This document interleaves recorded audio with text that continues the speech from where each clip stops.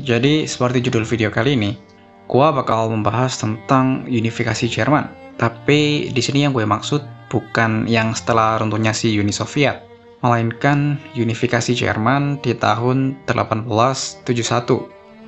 Oh ya, buat yang nggak tahu, sebelum 1871 tuh Jerman sebagai negara itu belum ada. Tapi adanya kerajaan-kerajaan kecil di wilayah yang kita sebut dengan Jerman. Nah, kampanye unifikasi ini dilakuin sama kerajaan yang bernama Kerajaan Prusia. Kalau kalian gak asing dengan sejarah era Victoria, pasti udah gak asing lagi sama orang yang namanya Otto von Bismarck. Orang yang sering disebut sebagai bapak dari negara Jerman. Tapi, sebelum gue bakal bahas orang itu, pertama kita mundur beberapa tahun ke belakang.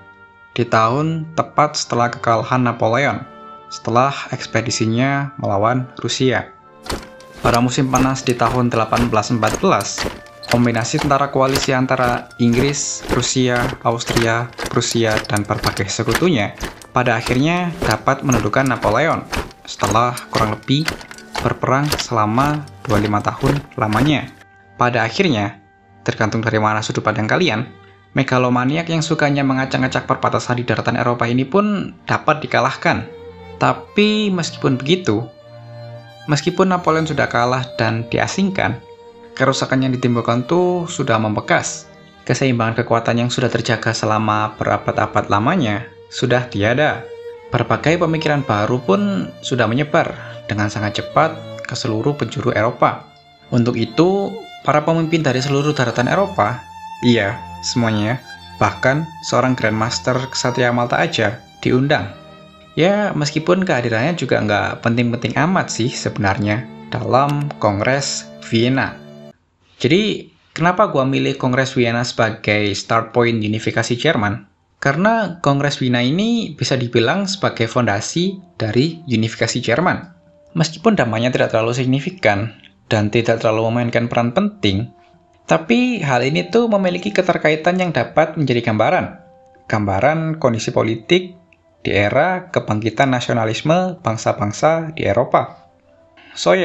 Jadi setelah kekalahan Napoleon, entitas kuno sebagai forum bangsa Jerman, yaitu Kekaisaran Romawi Suci, sudah tidak ada. Oleh karena itu, salah satu pembahasan dalam Kongres Vienna adalah untuk membahas German Question atau masa depan dari bangsa Jerman.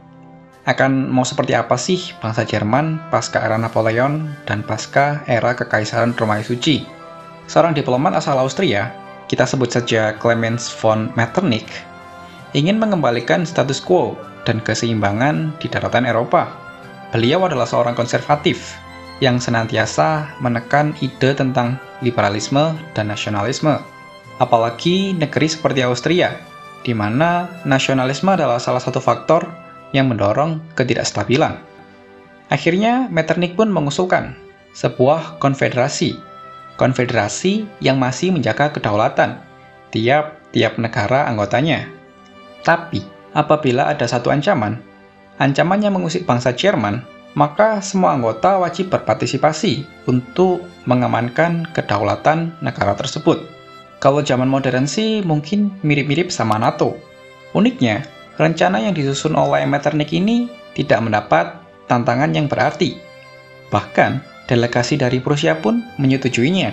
Hal ini disinyalir karena Prusia memproyeksikan bahwa opsi yang lain tidaklah terlalu realistis atau terlalu beresiko ke depannya.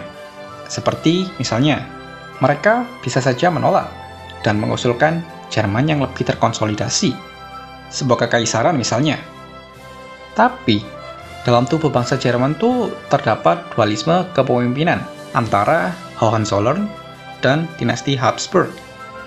Yang tentunya tidak ada lah ya yang ingin dilihat lebih rendah dari satu yang lainnya. Dan lagi, apabila mereka menyatukan seluruh daratan Jerman, lantas subjek mereka yang dikategorikan sebagai non-Jerman akan bagaimana? Populasi Prusia sendiri seperlimanya merupakan etnik Polandia, dan sebagian wilayah Austria merupakan tahta Hungaria beserta etnis minoritasnya. Apabila penyatuan bangsa Jerman terjadi, Maka skenario terburuk adalah mereka harus membagi wilayah mereka masing-masing terhadap etnis minoritas ini. Yang mana hal ini tentunya sama sekali tidak diinginkan oleh kedua belah pihak. Atau solusi lainnya, daratan Jerman sebenarnya dapat juga dibagi antara Prusia dan Austria. Tapi hal tersebut tentu akan menimbulkan tensi bagi negara sekitar, di mana dunia bisa saja melihat Austria dan Prusia sebagai imperialis bangsa mereka sendiri. Atas pertimbangan tersebut, maka pilihan yang paling masuk akal adalah Konfederasi Jerman. Dari sisi Prusia, memimpin seluruh bangsa Jerman dalam satu bendera tentu merupakan mimpi yang besar.